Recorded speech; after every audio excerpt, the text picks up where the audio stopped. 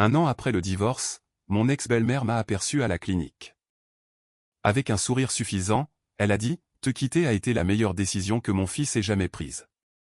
Maintenant, il élève une fille avec ton ancienne amie. » J'ai juste souri, « Est-ce ce que vous pensez ?» 5 minutes plus tard, un homme a franchi la porte. Et son visage est devenu blême. Je m'appelle Emma Parker. J'ai 36 ans et je travaille comme médecin aux urgences. J'ai soigné des gens lors d'accidents terribles. J'ai travaillé de longues nuits lorsque des vies ne tenaient qu'à un fil. Peu importe la gravité de la situation, mes mains n'ont jamais tremblé. Mais un après-midi, après un long service à l'hôpital, quelque chose s'est produit qui m'a plus secoué que n'importe quelle urgence. Je marchais près de la maternité quand j'ai vu mon ex-belle-mère, Margaret Collins. Margaret avait une façon de sourire qui n'a jamais semblé bienveillante. Son sourire donnait toujours l'impression d'une porte se fermant lentement. Elle m'a repéré près des ascenseurs et s'est dirigée droit sur moi. Plusieurs infirmières se trouvaient à proximité. Elle s'est assurée qu'elle pouvait l'entendre. « Te quitter a été la meilleure décision que mon fils ait jamais prise », a-t-elle dit fort. « Maintenant, il a un petit garçon avec ta meilleure amie. » Le couloir a semblé devenir silencieux. 6 ans de commérage, 6 ans de reproches, 6 ans à être traité comme si j'étais brisé. Tout cela résumé en une seule phrase cruelle. Une infirmière à côté de moi s'est figée. Un autre employé de l'hôpital a ralenti pour écouter. Margaret se tenait là, l'air satisfaite d'elle-même. Elle s'attendait à ce que je pleure. Elle s'attendait à ce que je crie. Au lieu de cela, je l'ai regardée calmement. « Est-ce ce que vous croyez ?» ai-je demandé. Elle a cligné des yeux. La question l'a prise au dépourvu. J'ai demandé à nouveau, encore plus doucement. « Est-ce vraiment ce que vous croyez ?» À ce moment-là, des portes automatiques se sont ouvertes plus loin dans le couloir. Quelqu'un venait d'entrer dans le bâtiment. Je ne le savais pas encore, mais cette personne était sur le point de tout changer. Avant de vous raconter ce qui s'est passé ensuite, vous devez comprendre comment tout cela a commencé. J'ai grandi dans une petite ville de l'Ohio. Le genre de ville où tout le monde connaît tout le monde. Le genre d'endroit où les gens parlent les uns des autres plus qu'ils ne le devraient. Ma mère faisait des ménages. Mon père conduisait des camions jusqu'à ce que son dos le lâche. Rien n'a été facile pour notre famille. J'ai travaillé dur pour tout ce que j'ai gagné. J'ai travaillé pendant mes études universitaires. J'ai travaillé pendant mes études de médecine. J'ai passé des années à étudier pendant que d'autres dormaient. Finalement, je suis devenu médecin. Pendant toutes ces années, j'ai vécu selon une règle simple. Fais ton travail. Dis la vérité. Reste calme. Je croyais que si l'on vivait honnêtement, la vérité finirait toujours par triompher. Cette conviction m'a rendu bonne dans mon travail. Quand les gens paniquaient, je restais stable. Quand les familles pleuraient, je restais assez calme pour aider. Mais cette même habitude a causé des problèmes dans ma vie personnelle. Je portais ma douleur seule. Je restais silencieuse quand j'aurais dû parler. Et quand les gens ont commencé à répandre des mensonges sur moi, j'ai commis la plus grande erreur de ma vie. J'ai cru que la vérité se défendrait d'elle-même. Ce ne fut pas le cas. J'ai épousé Ethan Collins quand j'avais 28 ans. Au début, il semblait parfait. Tout le monde l'aimait. Il se souvenait du nom des gens. Il serrait les mains avec confiance. Il savait exactement quoi dire pour que les gens l'apprécient. Pendant les premières années, je l'ai aimé aussi. Nous voulions des enfants. Du moins, je pensais que nous en voulions. Nous avons essayé pendant des années. Rien ne s'est passé. Les mois passaient, puis les années. Le vide dans notre maison est lentement devenu impossible à ignorer. Après 2 ans, j'ai suggéré quelque chose de simple. Nous devrions tous les deux nous faire tester. Je lui ai dit, c'est une routine. Je prescris ce genre de test à des patients tout le temps. Mais Ethan a refusé. D'abord, il a ri. Puis il est devenu sur la défensive. Il a dit qu'il n'y avait aucune raison pour qu'il se fasse tester. Il a insisté sur le fait que le problème ne pouvait pas venir de lui. J'ai demandé à nouveau plus tard. Il s'est mis en colère. Après cela, j'ai cessé d'insister. On ne peut pas forcer un autre adulte à entrer dans un cabinet de médecin. Alors, j'y suis allé seul. Quelques semaines plus tard, mes résultats sont revenus. Tout était normal. Je me souviens d'être assise dans ma voiture, à regarder le papier. Je me sentais soulagée, mais aussi confuse. S'il n'y avait pas de problème médical de mon côté, alors que se passait-il? Je ne le savais pas. Et parce que je ne le savais pas, d'autres personnes ont commencé à créer leurs propres réponses. Sans me le dire, Ethan avait déjà commencé à parler à sa mère. De petits commentaires, de petites suggestions, de petits indices. Il lui a dit que j'étais peut-être la raison pour laquelle nous ne pouvions pas avoir d'enfants. Peut-être que quelque chose n'allait pas chez moi. Peut-être que je ne pouvais tout simplement pas devenir mère. Margaret l'a cru immédiatement. Elle adorait son fils. Pour elle, Ethan ne pouvait faire aucun mal. S'il disait quelque chose, elle le considérait comme un fait. Bientôt, elle a commencé à répéter l'histoire. Au début, c'était discret, un soupir triste à l'église. Un commentaire à voix basse pendant le déjeuner, un regard compatissant envers moi. Puis ça a grandi. Un soir, lors d'une réunion à l'église, Margaret m'a présenté à un visiteur. « Voici Emma », a-t-elle dit. « C'est un médecin formidable. » Puis elle a baissé la voix. « Quel dommage pour les enfants. » La femme m'a regardé avec pitié. J'ai senti mon estomac se nouer. L'histoire s'était déjà répandue. Les gens parlaient de moi-même lorsque je n'étais pas dans la pièce. Margaret m'a serré la main. Puis elle a prononcé la phrase qu'elle répéterait pendant des années. Certaines femmes ne sont tout simplement pas faites pour la maternité. Elle souriait en le disant. Elle le croyait honnêtement. D'une certaine manière, cela faisait plus mal que si elle avait été ouvertement cruelle. Elle n'essayait pas de me blesser. Elle pensait dire la vérité, mais la vérité était un mensonge qu'Ethan lui avait servi. Je suis rentré chez moi ce soir-là en me sentant humilié. J'aurais dû le confronter. J'aurais dû exiger des réponses. Au lieu de cela, je suis restée silencieuse. Je pensais que la vérité finirait par se révéler. J'avais tort. Ma meilleure amie, Chloé Bennett, était la personne sur laquelle je me suis appuyé pendant ces années. Nous étions amies depuis le lycée. Elle savait tout de moi. Elle était à mes côtés à mon mariage. Elle m'a tenu la main à la mort de mon père. Elle m'écoutait chaque fois que j'avais besoin de quelqu'un. Du moins, c'est ce que je croyais. Chaque fois que les commérages devenaient trop douloureux, Chloé venait. Elle apportait des collations ou du vin. Elle s'asseyait sur mon canapé et me réconfortait. « Tu es incroyable, Emma. » Elle disait, « Tu n'as pas besoin d'enfants pour être complète » ou elle disait, « N'écoute pas Margaret. » Ou « Ethan t'aime. » Les mots semblaient encourageants. Mais avec le recul, ils se concentraient toujours sur la même chose. La chose qui me manquait supposément, la chose que tout le monde croyait être un problème chez moi. Je n'ai pas remarqué d'autre chose. Je n'ai pas remarqué à quelle fréquence Chloé regardait Ethan. Je n'ai pas remarqué à quel point elle semblait connaître son emploi du temps. Je n'ai pas remarqué les signes minuscules. Je lui faisais entièrement confiance. Cette confiance allait finir par me détruire. Puis est venu le jour où tout s'est effondré. Je suis rentré à la maison après un long service à l'hôpital. Une grande enveloppe était posée sur le comptoir de la cuisine. Au début, j'ai pensé que c'était de la paperasse. Puis je l'ai ouverte. Des papiers de divorce. Je suis resté là, à regarder. La maison semblait étrangement vide. Quand je suis monté, la moitié des vêtements d'Ethan avaient disparu. Son placard était presque vide. Il n'avait même pas attendu pour me le dire en personne. Il était simplement parti. En quelques jours, tout le monde le savait. En une semaine, Ethan vivait avec Chloé. Mon mari m'avait quitté pour ma meilleure amie. Toute la ville a immédiatement pris parti, et presque personne n'a pris le mien. Les gens répétaient la même histoire. Emma se souciait plus de son travail que de son mariage. Emma était froide. Emma ne pouvait pas donner une famille à Ethan.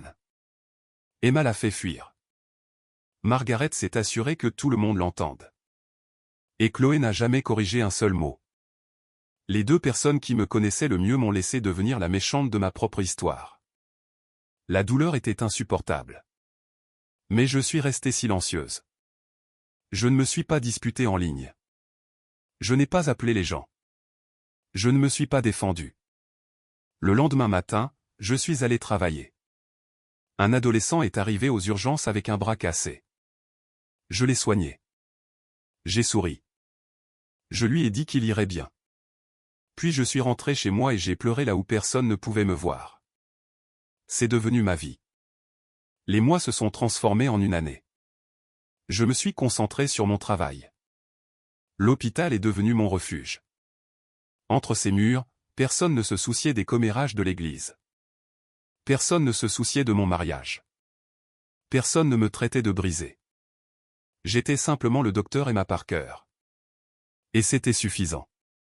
Ou du moins, j'essayais de m'en convaincre. Puis quelque chose s'est produit qui a tout changé. Pendant des années, j'avais travaillé pour devenir chef du service des urgences. J'avais rédigé des protocoles. J'avais formé du personnel. J'avais passé d'innombrables heures à aider à améliorer l'hôpital. Tout le monde s'attendait à ce que j'obtienne le poste. Même moi, je m'y attendais. Puis soudain, les choses ont changé. Des questions ont commencé à apparaître. Des questions étranges. Les gens ont commencé à s'interroger sur mon jugement, sur ma stabilité émotionnelle, sur ma vie personnelle. Un membre du conseil d'administration de l'hôpital qui connaissait la famille d'Ethan a commencé à faire des commentaires. Rien de direct, rien d'évident, juste assez pour semer le doute. Lorsque la promotion a finalement été annoncée, quelqu'un d'autre l'a obtenue, quelqu'un avec moins d'expérience, quelqu'un avec moins de réalisation. Je me suis assise dans la salle de réunion en écoutant la décision. L'explication semblait polie, mais je savais ce qui s'était passé. Les commérages m'avaient suivi au travail. Le mensonge avait finalement atteint le seul endroit qui comptait le plus pour moi. Ma carrière. Cette nuit-là, je me suis assise seule dans ma voiture. Le parking était presque vide. J'ai regardé à travers le pare-brise et j'ai finalement admis quelque chose à moi-même. Mon silence ne me protégeait pas. Il me faisait du mal. J'avais passé des années à porter un mensonge qui appartenait à quelqu'un d'autre. Et maintenant, cela me coûtait tout. Une infirmière de confiance m'a donné le nom d'une avocate. Elle s'appelait Victoria Hay. Une semaine plus tard, j'étais assise dans le bureau de Victoria. Je lui ai tout raconté, le mariage, les rumeurs, le divorce, la promotion que j'avais perdue. Elle a écouté attentivement. Quand j'ai eu fini, elle a joint les mains. Ce que vous décrivez pourrait être de la diffamation, a-t-elle dit. Je l'ai regardé fixement. Le mot semblait lourd. Elle a expliqué ce que cela signifiait. Si des gens répandaient sciemment de fausses déclarations qui nuisaient à ma réputation, il pourrait y avoir des conséquences. Mais le prouver ne serait pas facile à gagner. Victoria a dit, nous devons prouver 3 choses. Elle a levé 3 doigts. Premièrement, que les déclarations étaient fausses. Deuxièmement, qu'elles ont été partagées avec d'autres personnes. Troisièmement, que ces déclarations ont causé un préjudice réel. J'ai hoché lentement la tête. Le préjudice est facile, a-t-elle poursuivi. La promotion perdue le prouve. Puis elle a fait une pause. La partie difficile est de prouver que les déclarations étaient fausses. Je savais exactement ce qu'elle voulait dire.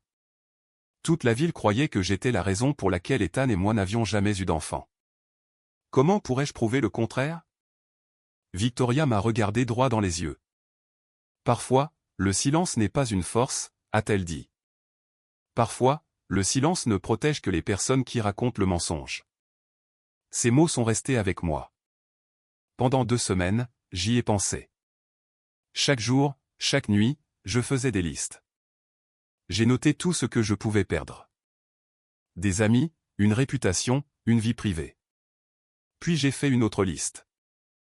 Ma carrière, mon nom, la vérité, le droit de ne plus être blâmé pour quelque chose que je n'avais jamais fait. Finalement, la deuxième liste est devenue plus importante que la première. J'ai appelé Victoria un lundi matin. Je suis prête, ai-je dit. Il y a eu une brève pause. Puis elle a souri. Bien, a-t-elle répondu. Découvrons ce qui s'est réellement passé. Cet appel téléphonique a déclenché une chaîne d'événements que personne d'entre nous ne pouvait arrêter. Et peu de temps après, un secret caché pendant 7 ans était sur le point d'éclater au grand jour. Victoria a agi rapidement. Au cours des semaines suivantes, elle a préparé le dossier avec soin. Chaque témoin, chaque déclaration, chaque rumeur, tout a été documenté. Lire les documents me semblait étrange. Des années de douleur étaient soudainement organisées en pages et en preuves. Des choses qui m'avaient autrefois semblé invisibles avaient maintenant des dates, des noms et des preuves qui leur étaient attachés. Lorsque le procès est devenu public, la ville a explosé de commérages. Les gens en parlaient partout, à l'église, dans les restaurants, dans les épiceries, lors des événements scolaires. Certains m'ont qualifié de courageuse. D'autres m'ont qualifié d'amère. Beaucoup de gens ont dit que je devrais simplement passer à autre chose. Margaret a réagi exactement comme Victoria s'y attendait. Au lieu de reculer, elle a répété la même histoire encore plus fort. Elle a dit à tout le monde que j'étais en colère parce qu'Ethan avait trouvé le bonheur. Elle a dit que le chagrin m'avait rendu cruel. Elle a dit que j'essayais de détruire une famille. Chaque fois qu'elle répétait le mensonge, elle aidait mon cas sans le savoir. Victoria a expliqué pourquoi. S'ils continuent d'insister sur le fait que l'histoire est vraie, a-t-elle dit, ils devront finir par le prouver. Peu de temps après, l'avocat d'Ethan a déposé une réponse. Victoria m'a appelé immédiatement. Ils ont fait une erreur, a-t-elle dit. Quel genre d'erreur? La plus grande possible. Mon estomac s'est noué. Ils ont officiellement affirmé que les déclarations étaient vraies. Je suis resté assise en silence.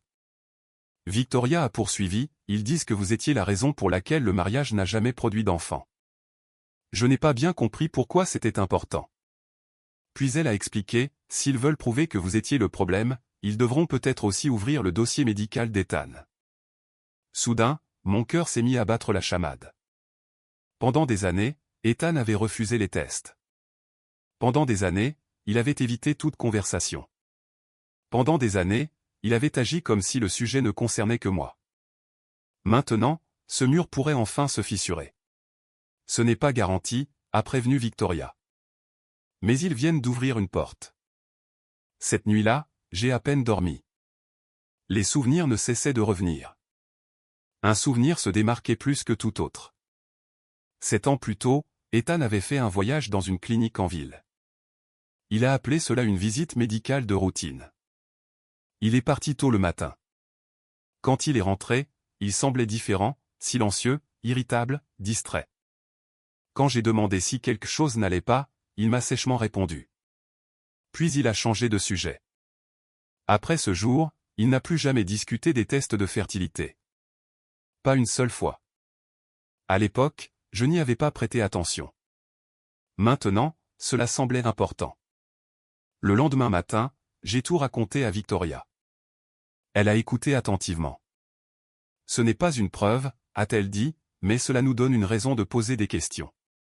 Peu de temps après, elle a déposé une requête demandant l'accès aux dossiers médicaux pertinents. L'équipe juridique d'Ethan s'est battue avec acharnement, très durement. Ils ont invoqué la vie privée. Ils ont invoqué la pertinence. Ils ont invoqué tout ce qu'ils pouvaient trouver. Les voir se battre si désespérément m'a rendu méfiante. Les gens défendent rarement rien avec autant d'énergie. Puis vint l'attente. L'attente est devenue une torture. Au travail, je suis resté calme. J'ai soigné des patients. J'ai géré des urgences. J'ai souri quand les familles avaient besoin d'être rassurées. Mais à l'intérieur, je me demandais constamment, qu'est-ce qu'Ethan cachait? Pourquoi tout le monde avait-il si peur de ces dossiers? Quelques semaines plus tard, Victoria a placé un épais document devant moi. C'était ma déclaration sous serment. Chaque événement important avait été consigné par écrit. Chaque rumeur, chaque témoin, chaque conversation, chaque conséquence. Je l'ai lu lentement. Page après page, les réunions de l'église, les commentaires de Margaret, la promotion perdue, le divorce, les dommages à ma réputation. Voir tout cela ensemble a rendu quelque chose clair. Le mensonge semblait beaucoup plus petit sur le papier qu'il ne l'avait été dans ma tête. Pendant des années, il m'avait semblé énorme, puissant, intouchable. Maintenant, il semblait fragile, comme quelque chose qui pourrait enfin se briser. J'ai signé le document. Victoria a hoché la tête. Le processus est en marche maintenant, a-t-elle dit. Et elle avait raison. Quelques jours plus tard, le juge a rendu une décision. J'étais au travail quand Victoria a appelé. Je suis entré dans une salle de fourniture pour répondre. Le juge l'a approuvé, a-t-elle dit. Mon souffle s'est coupé. Les dossiers doivent être produits. Je me suis appuyé contre une étagère. Pendant un moment, je n'ai pas pu parler. Le mur derrière lequel Ethan s'était caché pendant 7 ans était enfin en train de tomber. De l'autre côté de la ville, la panique a commencé à se répandre. Margaret a appelé le bureau de Victoria. Plus d'une fois, Ethan a demandé des réunions privées avec son avocat. Quelque chose avait changé. Pour la première fois, ils avaient peur. Je ne célébrais pas. Je n'étais même pas heureuse. Je me sentais simplement soulagée. La vérité avait enfin une chance. Une semaine plus tard, quelque chose d'étrange s'est produit. Mon téléphone a vibré. Le message venait de Chloé. Le premier message en plus d'1 an. S'il te plaît, arrête ça. Pense au bébé. J'ai regardé l'écran. Pourquoi était-elle inquiète? Le procès ne la concernait pas. Il ne concernait pas l'enfant. Il concernait les mensonges racontés sur moi. Pourtant, elle semblait terrifiée. J'ai relu le message. S'il te plaît, arrête ça. Pense au bébé. La peur dans ces mots semblait réelle. Et soudain, je suis devenue curieuse. Très curieuse. De quoi Chloé avait-elle peur exactement? Je n'ai jamais répondu. J'ai simplement attendu. 8 jours plus tard, Victoria a appelé. Viens à mon bureau. Sa voix semblait sérieuse. Je savais que quelque chose s'était passé. Quand je suis arrivé, elle attendait déjà. Elle a fait glisser une seule page vers moi. La plupart étaient cachés sous la protection du tribunal. Seule une section restait visible. Une phrase, un diagnostic, une vérité. 7 ans plus tôt, Ethan avait été diagnostiqué avec une condition médicale qui rendait la paternité biologique impossible.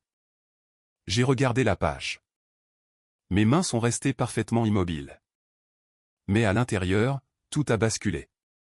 Pendant des années, les gens m'avaient traité de brisé.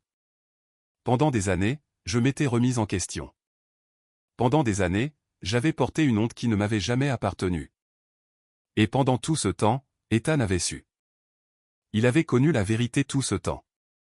J'ai ressenti plus de chagrin que de colère. Chagrin pour les années que j'avais perdues. Chagrin pour chaque commentaire cruel. Chagrin pour chaque nuit où je m'étais demandé ce qui n'allait pas chez moi. Rien n'allait chez moi. Rien. Le mensonge avait toujours appartenu à Ethan. Et il me l'avait refilé pour ne pas avoir à le porter lui-même. J'ai quitté le bureau de Victoria en silence. Quand je suis arrivé à ma voiture, je suis resté assise là pendant un long moment. Puis une autre pensée est apparue. Une pensée que je ne pouvais pas ignorer. Si Ethan ne pouvait pas engendrer d'enfant, alors de qui Chloé élevait-elle l'enfant? La question m'a frappé comme un éclair. Le bébé que tout le monde célébrait. Le bébé dont Margaret se vantait. Le bébé qu'Ethan appelait fièrement son fils. Cet enfant ne pouvait pas être celui d'Ethan, du moins pas biologiquement. Soudain, le texto de Chloé prenait tout son sens. S'il te plaît, arrête ça. Pense au bébé. Elle n'avait pas peur pour Ethan. Elle avait peur de la vérité. Victoria était d'accord. Il y a plus que ça, a-t-elle dit. Mais laissons le tribunal le découvrir. C'est exactement ce qui s'est passé. La réponse est arrivée de manière inattendue. L'homme qui est entré à l'hôpital cet après-midi-là avait un nom, Andrew Foster. Au début, je ne savais pas qui il était. Plus tard, tout est devenu clair. Des mois avant que Chloé ne tombe enceinte, elle avait eu une liaison secrète avec Andrew. Elle a finalement choisi Ethan à la place. Puis elle a complètement coupé Andrew de sa vie, bloqué ses appels, ignoré ses messages, disparu. Elle ne lui a jamais dit qu'elle était enceinte. Ne lui a jamais dit qu'elle avait accouché. Rien. Mais Andrew avait des questions. La chronologie n'avait jamais eu de sens pour lui. Finalement, quelqu'un a mentionné l'hôpital où Chloé a accouché. Quelqu'un a mentionné la date. Et Andrew a décidé de voir par lui-même. C'était l'homme qui est entré dans la maternité pendant que Margaret m'insultait. Au moment où Chloé l'a vu, toute la couleur a quitté son visage. Elle savait. Elle savait exactement pourquoi il était là. La vérité marchait vers elle et elle ne pouvait pas l'arrêter.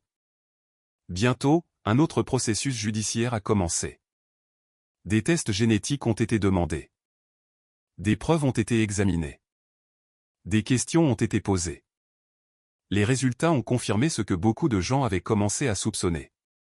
Andrew était le père biologique, pas Ethan. La nouvelle a tout brisé. Ce qui faisait le plus mal, c'était de réaliser qu'Ethan avait probablement su depuis le début. Il connaissait son diagnostic. Il savait que l'enfant ne pouvait pas être biologiquement le sien.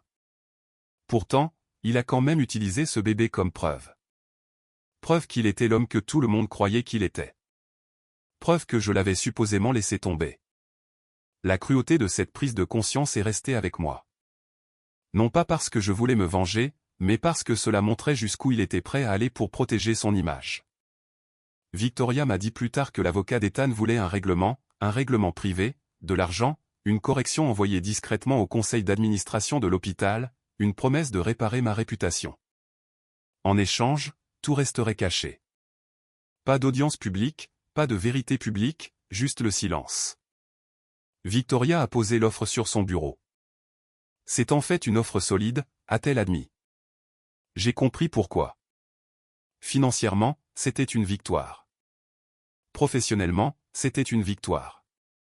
Mais quelque chose n'allait pas. Les mensonges à mon sujet n'avaient jamais été chuchotés. Ils avaient été prononcés publiquement à l'église, lors de réunions de famille, lors d'événements communautaires. Les gens ont entendu le mensonge. Ils méritent d'entendre la vérité. J'ai secoué la tête. Non. Victoria m'a étudié attentivement. Vous êtes sûr? Oui. Elle a hoché lentement la tête. Alors nous allons au tribunal. Avant l'audience, Margaret est venue me rendre visite. Elle s'est présentée à mon appartement un dimanche après-midi. Pendant un instant, j'ai failli ne pas répondre, mais j'ai finalement ouvert la porte. Elle avait l'air fatiguée, plus âgée, plus petite. Pour la première fois, elle ne semblait pas puissante. Elle semblait effrayée. « S'il vous plaît, abandonnez le procès », a-t-elle dit. Pas pour Ethan, pour la famille, pour le bébé. Je l'ai regardée en silence. Une partie de moi avait pitié d'elle. Elle avait passé des années à croire son fils, des années à le défendre, des années à répéter ses mensonges. Maintenant, tout s'effondrait. Mais ensuite, elle a dit la même phrase qu'elle avait répétée pendant des années. Certaines femmes ne sont tout simplement pas faites pour la maternité. Même maintenant, même après tout, elle s'accrochait toujours au mensonge. J'ai pris une lente inspiration.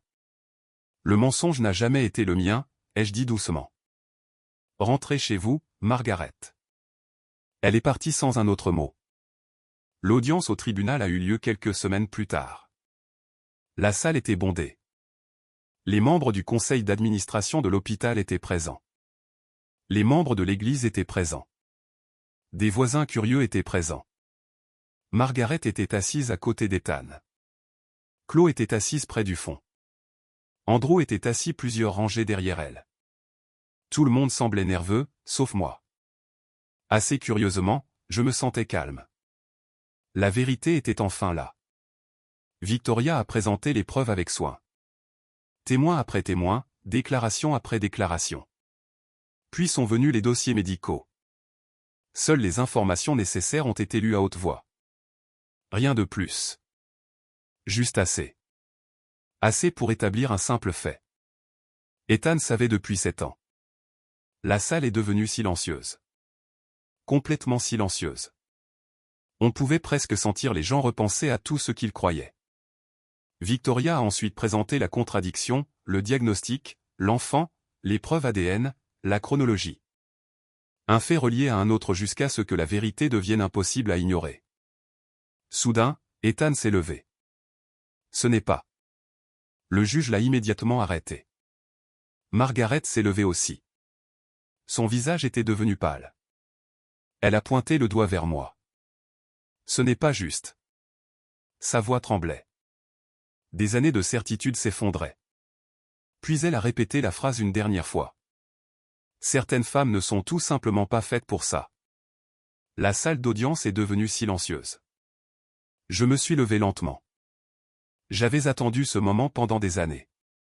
Je l'ai regardé droit dans les yeux. Ma voix est restée calme. Vous avez raison, Margaret. Tout le monde regardait fixement. Elle avait l'air confuse. Vous avez absolument raison. J'ai fait une pause. Puis j'ai regardé Ethan. Une personne dans ce mariage n'a jamais été capable d'avoir des enfants. Le silence est devenu encore plus lourd. J'ai regardé de nouveau Margaret.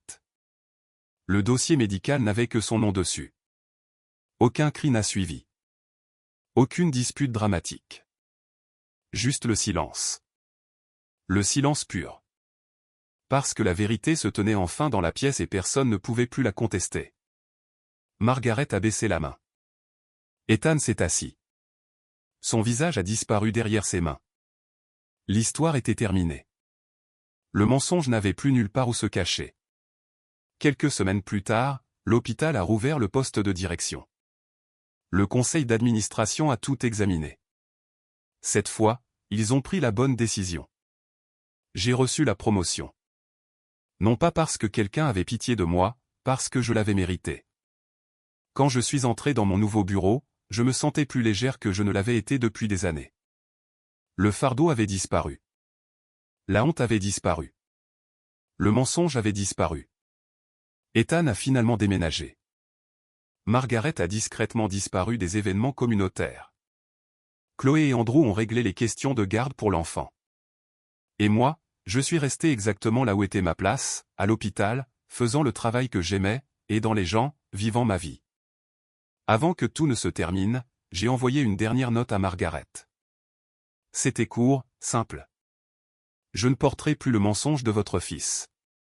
Vous ne devriez pas le porter non plus. C'était tout. Elle n'a jamais répondu. Je ne m'attendais pas à ce qu'elle le fasse. Je n'avais plus besoin de réponse. J'avais enfin la vérité. Et parfois, c'est suffisant. S'il y a une chose que j'ai apprise, c'est celle-ci. La vérité n'a pas besoin de crier. Elle n'a pas besoin de poursuivre qui que ce soit. Elle attend simplement.